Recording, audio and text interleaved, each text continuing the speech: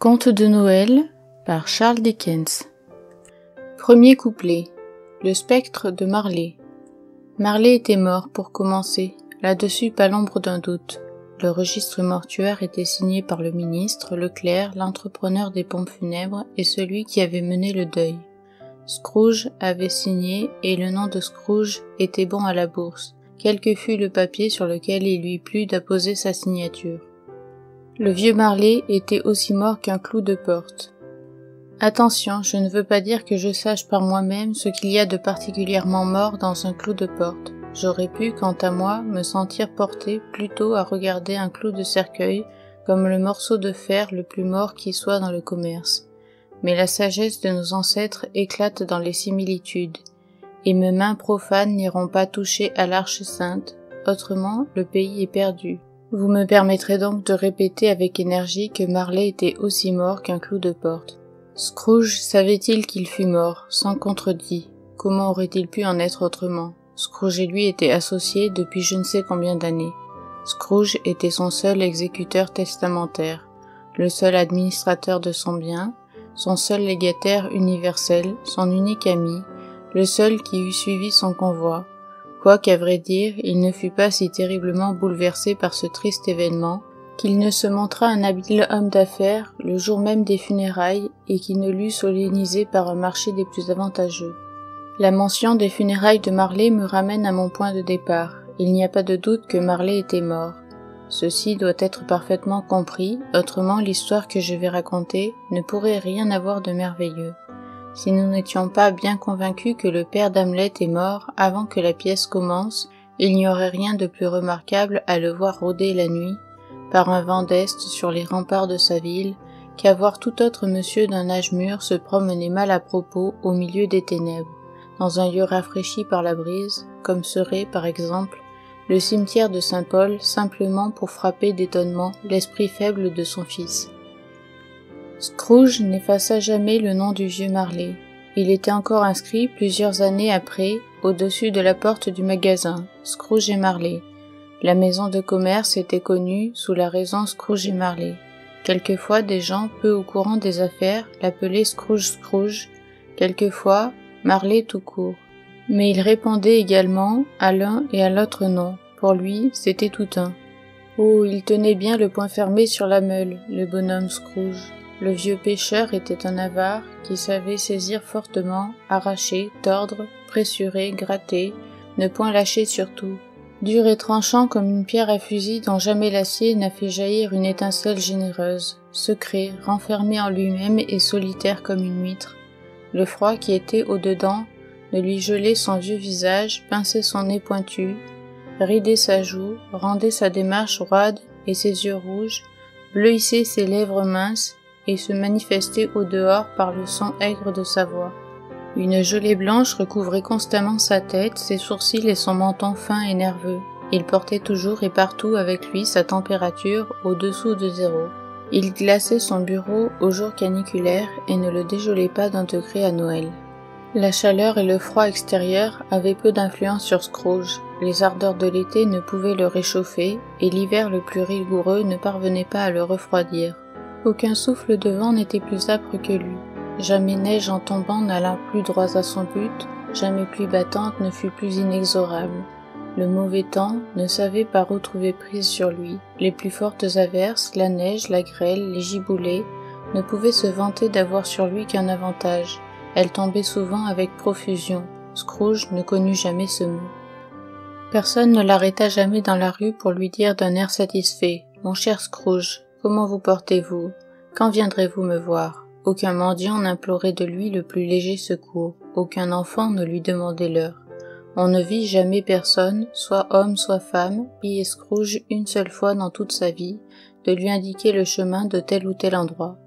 Les chiens d'aveugle eux-mêmes semblaient le connaître, et quand ils le voyaient venir, ils entraînaient leur maître sous les portes cochères et dans les ruelles, puis remuaient la queue comme pour dire « Mon pauvre maître aveugle, mieux vaut pas d'œil du tout qu'un mauvais œil. » Mais qu'importait à Scrooge? C'était là précisément ce qu'il voulait, se faire un chemin solitaire le long des grands chemins de la vie fréquentés par la foule, en avertissant les passants par un écriteau qu'ils eussent à se tenir à distance. C'était pour Scrooge du vrai nanan, comme disent les petits gourmands. Un jour, le meilleur de tous les bons jours de l'année, la veille de Noël, le vieux Scrooge était assis fort occupé dans son comptoir. Il faisait un froid vif et perçant, le temps était brumeux. Scrooge pouvait entendre les gens aller et venir dehors dans la ruelle, soufflant dans leurs doigts, respirant avec bruit, se frappant la poitrine avec les mains et tapant des pieds sur le trottoir pour les réchauffer.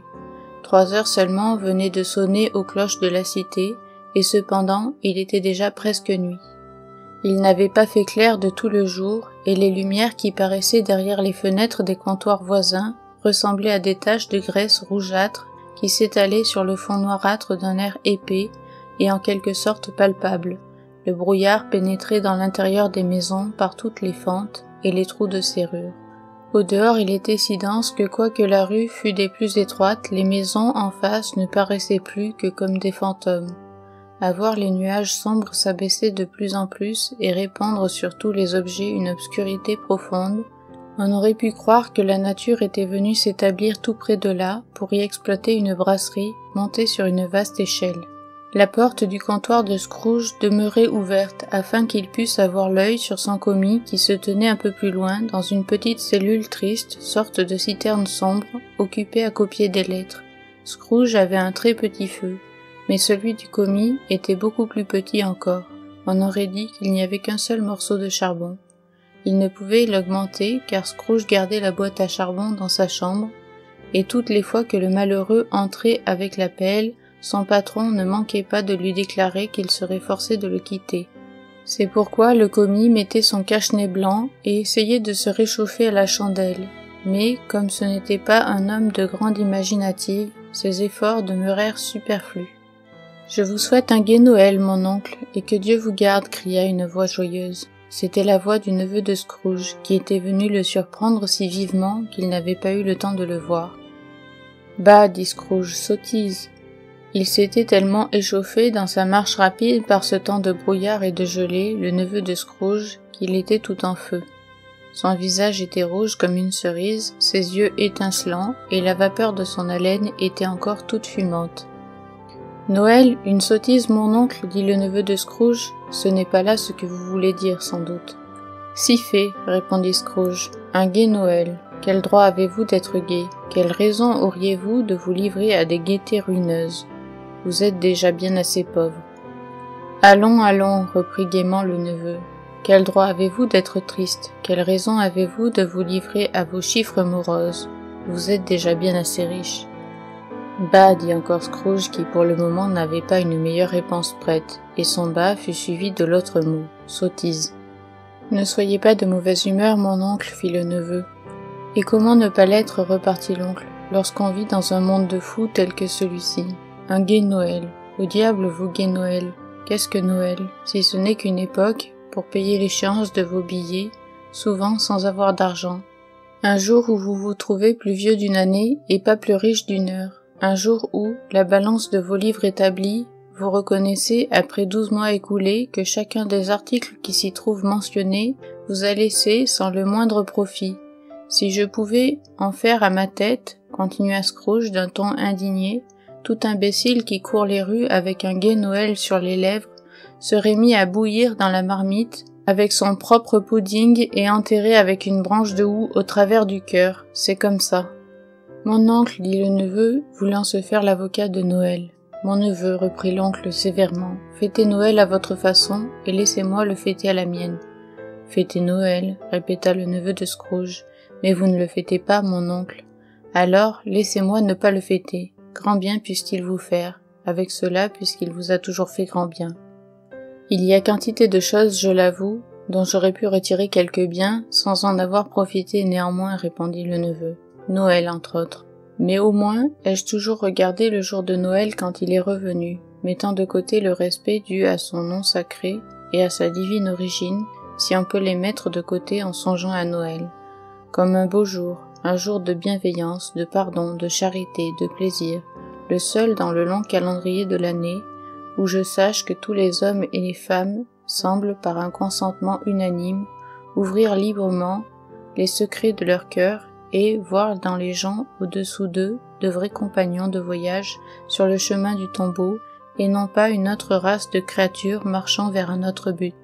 C'est pourquoi mon oncle, quoiqu'il n'ait jamais mis dans ma poche la moindre pièce d'or ou d'argent, je crois que Noël m'a vraiment fait du bien et qu'il m'en fera encore. Aussi, je répète, vive Noël. Le commis, dans sa citerne, applaudit involontairement, mais s'apercevant à l'instant même qu'il venait de commettre une inconvenance, il voulut attiser le feu et ne fit qu'en éteindre pour toujours la dernière apparence d'étincelle. Que j'entende encore le moindre bruit de votre côté, dit Scrooge, et vous fêterez votre Noël en perdant votre place. Quant à vous, monsieur, ajouta-t-il en se tournant vers son neveu, vous êtes en vérité un orateur distingué. Je m'étonne que vous n'entriez pas au Parlement. Ne vous fâchez pas, mon oncle, allons, venez dîner demain chez nous. Scrooge dit qu'il voudrait le voir. Oh oui, en vérité, il le dit. Il prononça le mot tout entier, et qu'il aimerait mieux le voir au dé. Le lecteur finira le mot si cela lui plaît. Mais pourquoi? S'écria son neveu. Pourquoi? Pourquoi vous êtes-vous marié? Demanda Scrooge. Parce que j'étais amoureux. Parce que vous étiez amoureux, grommela Scrooge, comme si c'était la plus grosse sottise du monde, après le gai Noël. Bonsoir. Mais mon oncle, vous ne veniez jamais me voir avant mon mariage. Pourquoi vous en faire un prétexte pour ne pas venir maintenant? Bonsoir, dit Scrooge. Je ne désire rien de vous, je ne vous demande rien. Pourquoi ne serions-nous pas amis? Bonsoir, dit Scrooge. Je suis peiné, bien sincèrement peiné de vous voir si résolu. Nous n'avons jamais eu rien l'un contre l'autre, au moins de mon côté. Mais j'ai fait cette tentative pour honorer Noël, et je garderai ma bonne humeur de Noël jusqu'au bout. Ainsi, un gai Noël, mon oncle. Bonsoir, dit Scrooge. Et je vous souhaite aussi la bonne année. Bonsoir, répéta Scrooge. Son neveu quitta la chambre sans dire seulement un mot de mécontentement. Il s'arrêta à la porte d'entrée pour faire ses souhaits de bonne année au commis, qui, bien que gelé, était néanmoins plus chaud que Scrooge, car il lui rendit cordialement. « Voilà un autre fou, murmura Scrooge qui l'entendit de sa place. Mon commis, avec 15 shillings par semaine, une femme et des enfants, parlant d'un gai Noël. Il y a de quoi se retirer aux petites maisons. » Ce fou fieffé, donc, en allant reconduire le neveu de Scrooge, avait introduit 2 autres personnes. C'étaient 2 messieurs de bonne mine, d'une figure avenante, qui se tenaient en ce moment, chapeau bas, dans le bureau de Scrooge. Ils avaient à la main des registres et des papiers, et le saluèrent. « Scrooge et Marley, je crois, dit l'un d'eux en consultant sa liste. Est-ce à monsieur Scrooge ou à monsieur Marley que j'ai le plaisir de parler? Monsieur Marley est mort depuis 7 ans, répondit Scrooge. Il y a juste 7 ans qu'il est mort, cette nuit même. Nous ne doutons pas que sa générosité ne soit bien représentée par son associé survivant, dit l'étranger en présentant ses pouvoirs pour quêter. Elle l'était certainement, car les 2 associés se ressemblaient comme 2 gouttes d'eau. Au mot fâcheux de générosité, Scrooge fronça le sourcil, hocha la tête et rendit au visiteur ses certificats. À cette époque joyeuse de l'année, monsieur Scrooge, dit celui-ci en prenant une plume, il est plus désirable encore que d'habitude que nous puissions recueillir un léger secours pour les pauvres et les indigents qui souffrent énormément dans la saison où nous sommes. Il y en a des milliers qui manquent du plus strict nécessaire et des centaines de mille qui n'ont pas à se donner le plus léger bien-être. N'y a-t-il pas des prisons? Demanda Scrooge. Oh, en très grand nombre, dit l'étranger, laissant retomber sa plume. Et des maisons de refuge, continua Scrooge, ne sont-elles plus en activité? Pardon, monsieur, répondit l'autre, et plût à Dieu qu'elles ne le fussent pas. Le moulin de discipline et la loi des pauvres sont toujours en pleine vigueur, alors, dit Scrooge. Toujours. Et ils ont fort à faire tous les 2. Oh, j'avais craint, d'après ce que vous me disiez d'abord, que quelque circonstance imprévue ne fût venue entraver la marche de ces utiles institutions. Je suis vraiment ravi d'apprendre le contraire, dit Scrooge. Persuadés qu'elles ne peuvent guère fournir une satisfaction chrétienne du corps et de l'âme à la multitude, quelques-uns d'entre nous s'efforcent de réunir une petite somme pour acheter aux pauvres un peu de viande et de bière, avec du charbon pour se chauffer.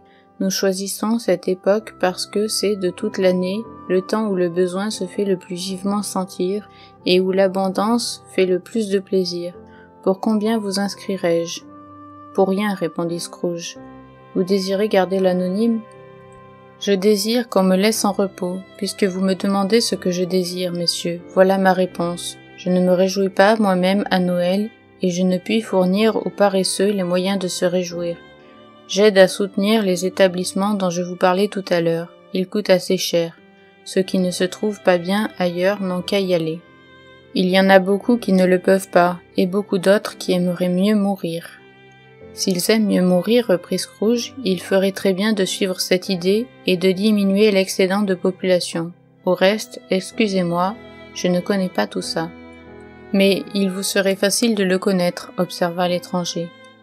Ce n'est pas ma besogne, répliqua Scrooge. Un homme a bien assez de faire ses propres affaires sans se mêler de celles des autres. Les miennes prennent tout mon temps. Bonsoir, messieurs. Voyant clairement qu'il serait inutile de poursuivre leur requête, les deux étrangers se retirèrent. Scrooge se mit au travail, de plus en plus content de lui, et d'une humeur plus enjouée qu'à son ordinaire. Cependant, le brouillard et l'obscurité s'épaississaient tellement que l'on voyait des gens courir çà et là par les rues avec des torches allumées, offrant leur service aux cochers pour marcher devant les chevaux et les guider dans leur chemin.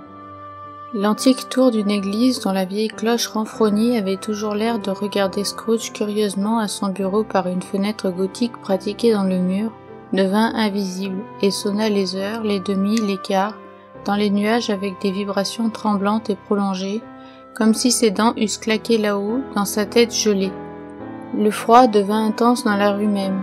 Au coin de la cour, quelques ouvriers occupés à réparer des conduits du gaz avaient allumé un énorme brasier, autour duquel se pressait une foule d'hommes et d'enfants déguenillés, se chauffant les mains et clignant les yeux devant la flamme avec un air de ravissement.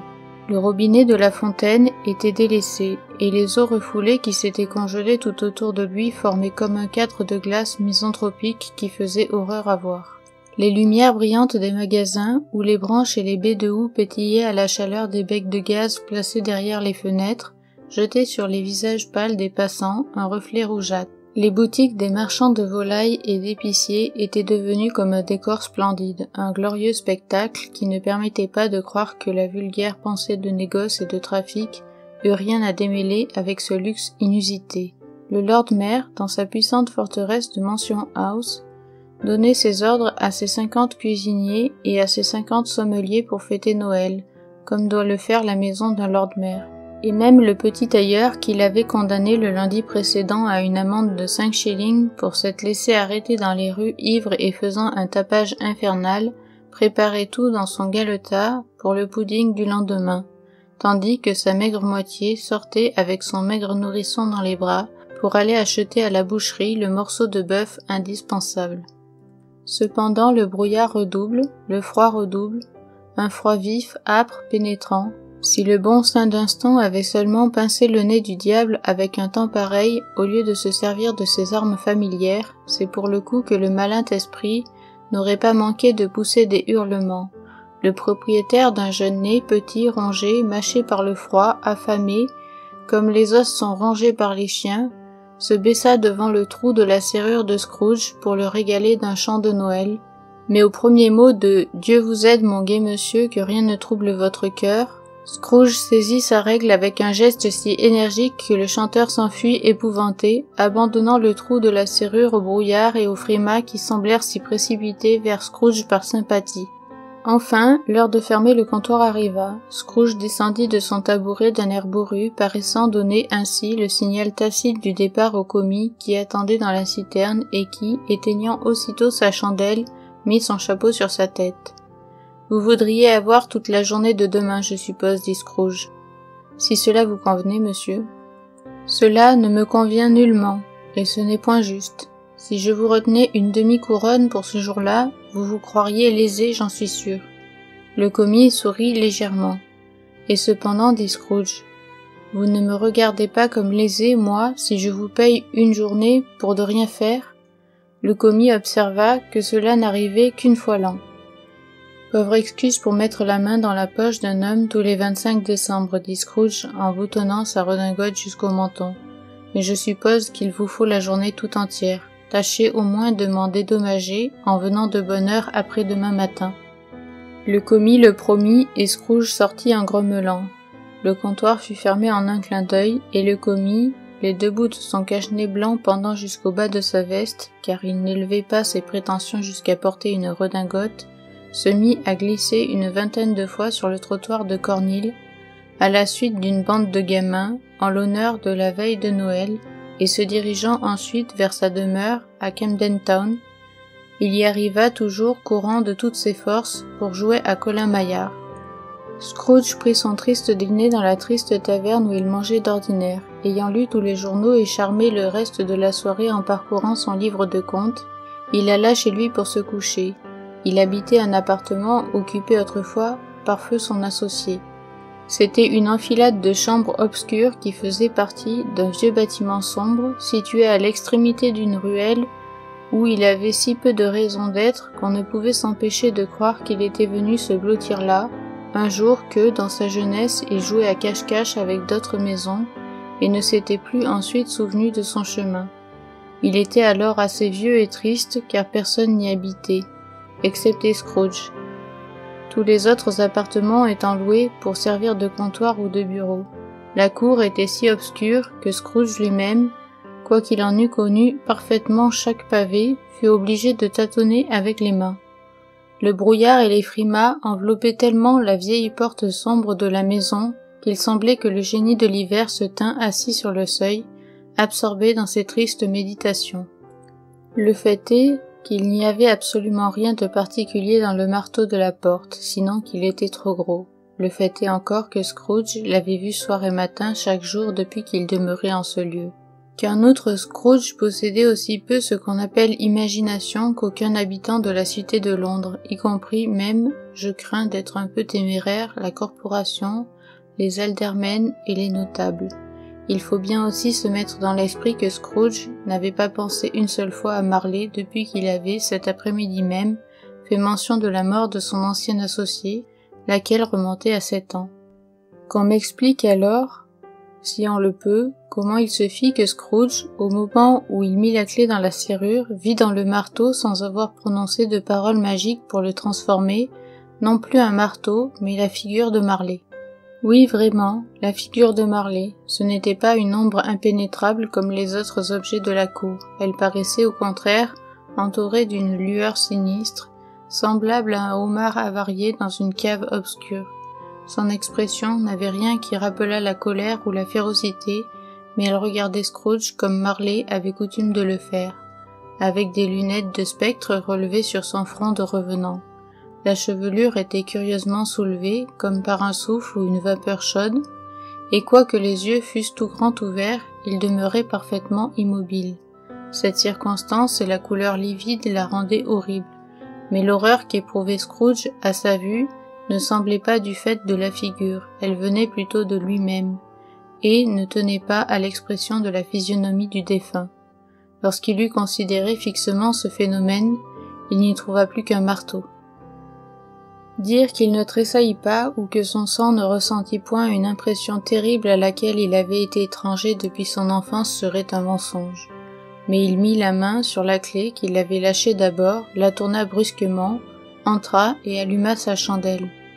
Il s'arrêta un moment irrésolu avant de fermer la porte et commença par regarder avec précaution derrière elle, comme s'il se fût presque attendu à être épouvanté par la vue de la queue effilée de Marley, s'avançant jusque dans le vestibule.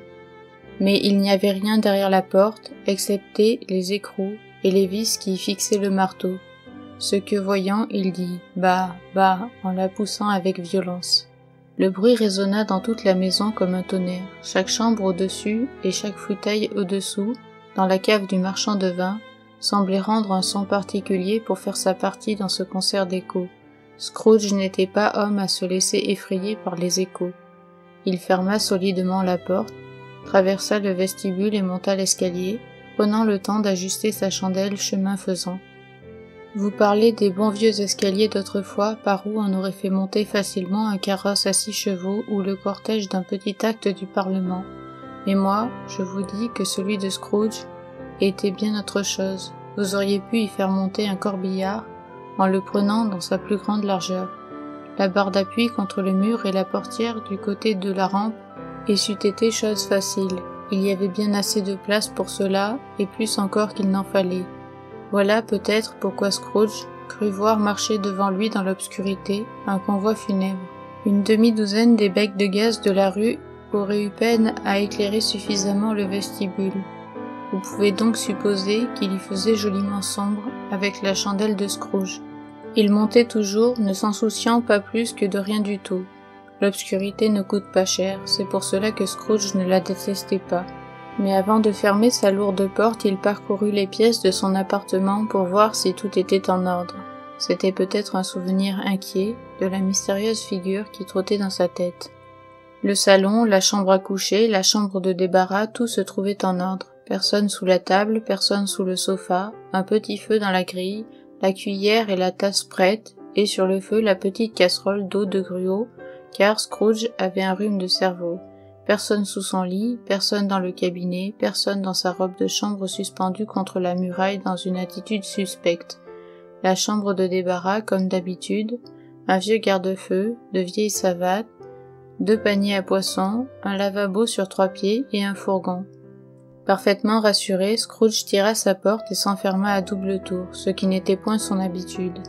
Ainsi, garanti de toute surprise, il ôta sa cravate, mit sa robe de chambre et ses pantoufles et son bonnet de nuit, et s'assit devant le feu pour prendre son gruau.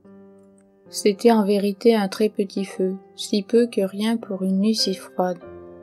Il fut obligé de s'asseoir tout près et de le couver en quelque sorte avant de pouvoir extraire la moindre sensation de chaleur d'un feu si mesquin qu'il aurait tenu dans la main. Le foyer ancien avait été construit il y a longtemps par quelques marchands hollandais et garni tout autour de plaques flamandes sur lesquelles on avait représenté des scènes de l'écriture.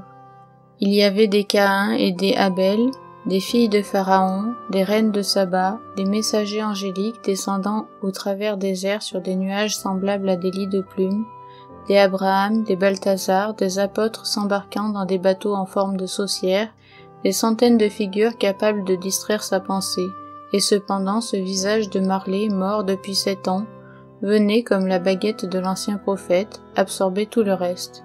Si chacune de ces plaques vernies eût commencé par être un cadre vide avec le pouvoir de représenter sur sa surface unie quelque forme composée des fragments épars des pensées de Scrooge, chaque carreau aurait offert une copie de la tête du vieux Marley. « Sottise, dit Scrooge, et il se mit à marcher dans la chambre de long en large. Après plusieurs tours, il se rassit. Comme il se renversait la tête dans son fauteuil, son regard s'arrêta par hasard sur une sonnette hors de service suspendue dans la chambre, et qui, pour quelque dessein depuis longtemps oublié, communiquait avec une pièce située au dernier étage de la maison. Ce fut avec une extrême surprise, avec une terreur étrange, inexplicable, qu'au moment où il la regardait, il vit cette sonnette commencer à se mettre en mouvement. Elle s'agita d'abord si doucement qu'à peine elle rendit un son. Mais bientôt elle sonna à double carillon, et toutes les autres sonnettes de la maison se mirent de la partie. Cela ne dura peut-être qu'une demi-minute ou une minute au plus, mais cette minute pour Scrooge fut aussi longue qu'une heure. Les sonnettes s'arrêtèrent, comme elles avaient commencé, tout en même temps. Leur bruit fut remplacé par un choc de ferraille venant de profondeurs souterraines, comme si quelqu'un traînait une lourde chaîne sur les tonneaux dans la cave du marchand de vin. Scrooge se souvint alors d'avoir ouï dire que dans les maisons hantées par les revenants, ils traînaient toujours des chaînes après eux. La porte de la cave s'ouvrit avec un horrible fracas, et alors il entendit le bruit devenir beaucoup plus fort au rez-de-chaussée, puis monter l'escalier, et enfin s'avancer directement vers sa porte. « Sottise encore que tout cela, dit Scrooge, je ne veux pas y croire. » Il changea cependant de couleur lorsque, sans le moindre temps d'arrêt, le spectre traversa la porte massive et pénétrant dans la chambre passa devant ses yeux. Au moment où il entrait, la flamme mourante se releva comme pour crier « Je le reconnais, c'est le spectre de Marley ». Puis elle retomba. Le même visage, absolument le même. Marley, avec sa queue effilée, son gilet ordinaire, ses pantalons collants et ses bottes dont les glands de soie se balançaient en mesure avec sa queue. Les pans de son habit et son toupet. La chaîne qu'il traînait était passée autour de sa ceinture. Elle était longue, tournée autour de lui comme une queue, et était faite, car Scrooge la considéra de près, de coffres-forts, de clés, de cadenas, de grands livres, de paperasses et de bourses pesantes en acier.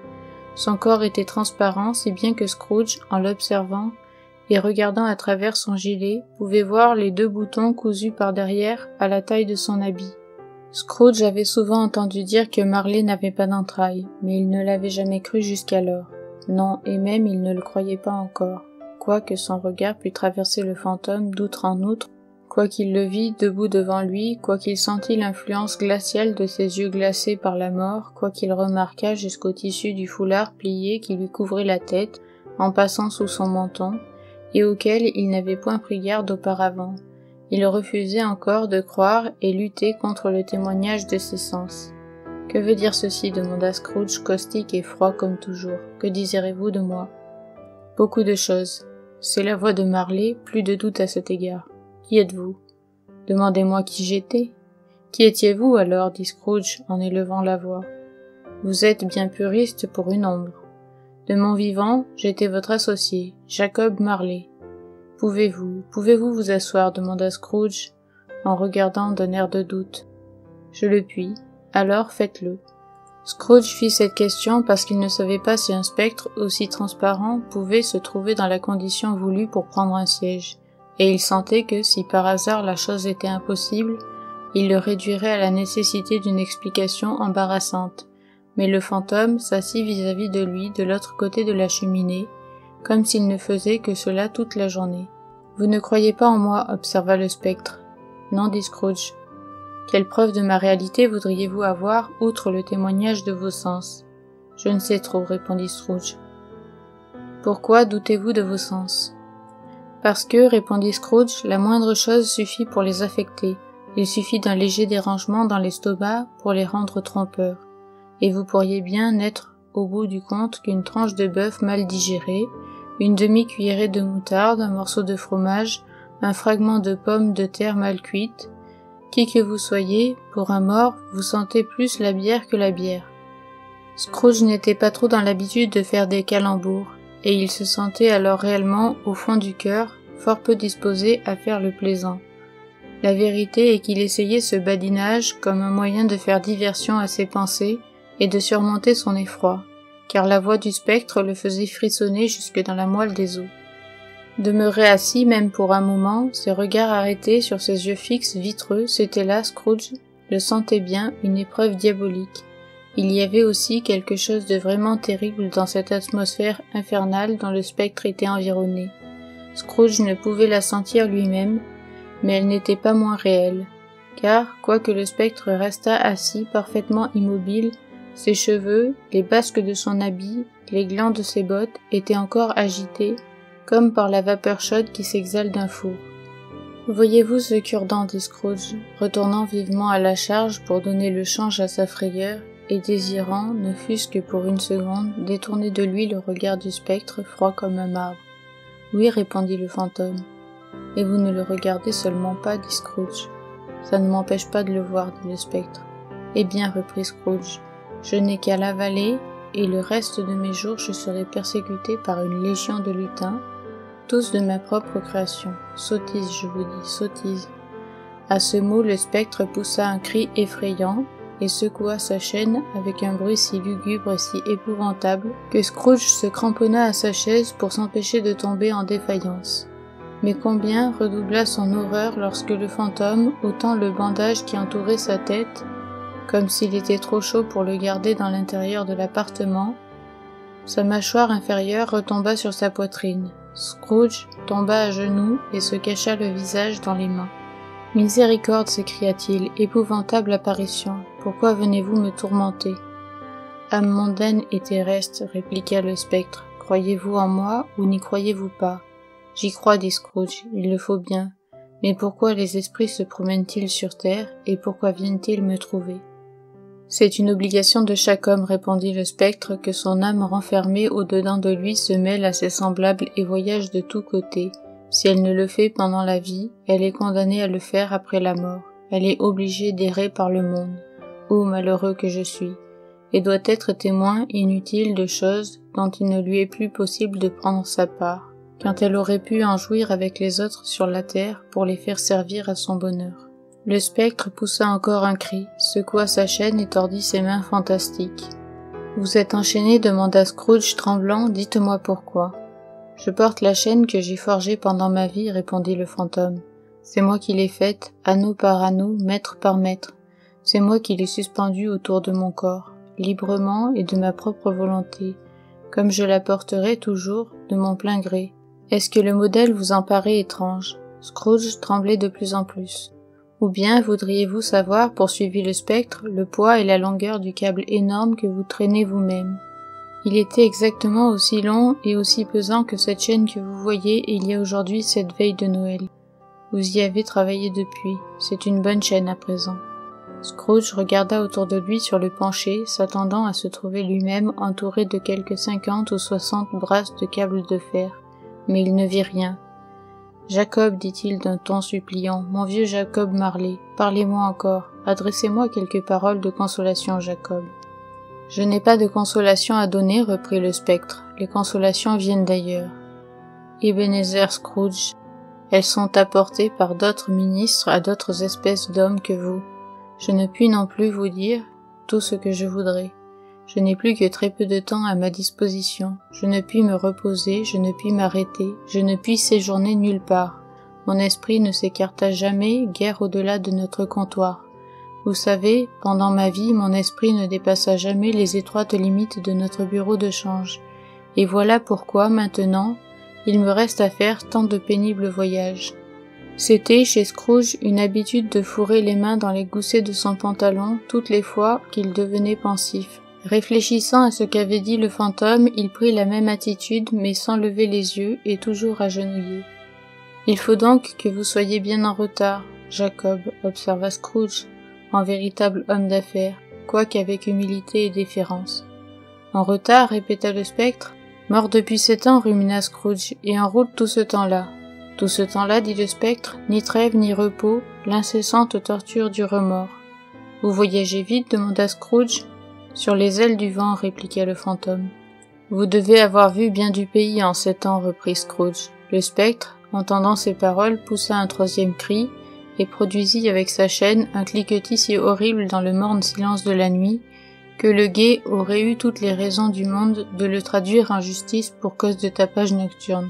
« Ô captif enchaîné, chargé de fer, s'écria-t-il pour avoir oublié que chaque homme doit s'associer pour sa part au grand travail de l'humanité prescrit par l'être suprême et en perpétuer le progrès, car cette terre doit passer dans l'éternité avant que le bien dont elle est susceptible soit entièrement développé, pour avoir oublié que l'immensité de nos regrets ne pourra pas compenser les occasions manquées dans notre vie. Et cependant, c'est ce que j'ai fait. Oh oui, malheureusement, c'est ce que j'ai fait. Cependant, vous fûtes toujours un homme exact, habile en affaires, Jacob, balbutia Scrooge, qui commençait en ce moment à faire un retour sur lui-même. Les affaires, s'écria le fantôme en se tordant de nouveau les mains, c'est l'humanité qui était mon affaire, c'est le bien général qui était mon affaire, c'est la charité, la miséricorde, la tolérance et la bienveillance, c'est tout cela qui était mon affaire. Les opérations de mon commerce n'étaient qu'une goutte d'eau dans le vaste océan de mes affaires. Il releva sa chaîne de toute la longueur de son bras, comme pour montrer la cause de tous ces stériles regrets, et la rejeta lourdement à terre.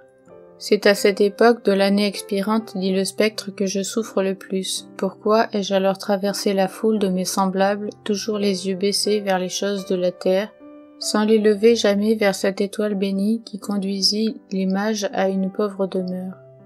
N'y avait-il donc pas de pauvres demeures aussi vers lesquelles sa lumière aurait pu me conduire? Scrooge était très effrayé d'entendre le spectre continuer sur ce ton, et il commençait à trembler de tous ses membres. « Écoutez-moi, s'écria le fantôme, mon temps est bientôt passé. »« J'écoute, dit Scrooge, mais épargnez-moi, ne faites pas trop de rhétorique, Jacob, je vous en prie. Comment se fait-il que je paraisse devant vous, sous une forme que vous puissiez voir, je ne saurais le dire. Je me suis assis maintes et maintes fois à vos côtés en restant invisible. » Ce n'était pas une idée agréable, Scrooge fut saisi de frissons et essuya la sueur qui découlait de son front.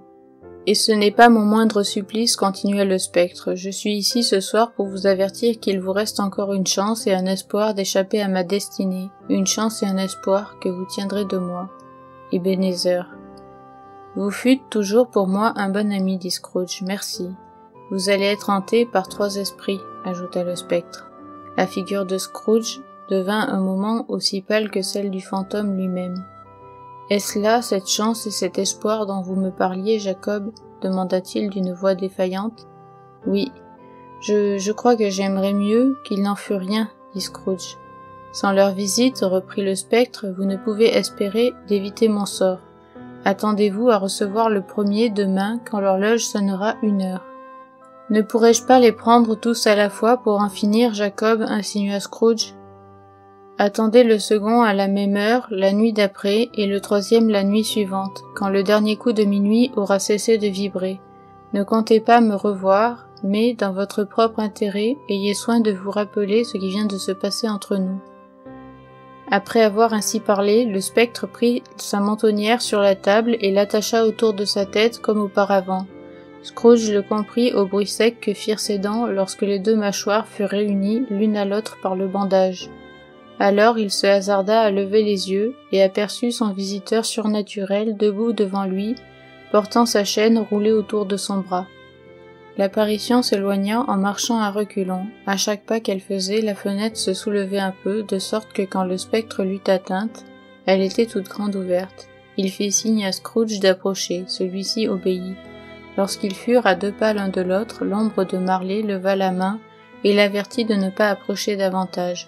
Scrooge s'arrêta, non pas tant par obéissance que par surprise et par crainte, car, au moment où le fantôme leva la main, il entendit des bruits confus dans l'air, des sons incohérents, de lamentations et de désespoir, des plaintes d'une inexplicable tristesse, des voix de regret et de remords. Le spectre, ayant un moment prêté l'oreille, se joignit à ce cœur lugubre et s'évanouit au sein de la nuit pâle et sombre.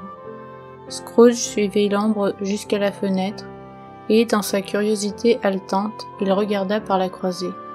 L'air était rempli de fantômes errant çà et là, comme des âmes en peine, exhalant à mesure qu'ils passaient de profonds gémissements. Chacun d'eux traînait une chaîne comme le spectre de Marley.